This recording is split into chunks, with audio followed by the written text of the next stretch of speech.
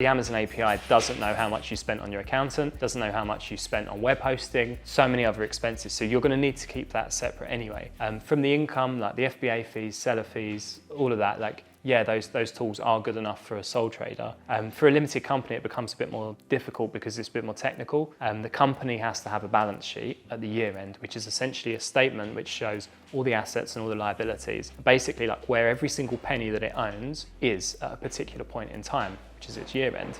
A sole trader doesn't have to do that. A sole trader just says how much money they made, how much money they lost, and then shows their profit.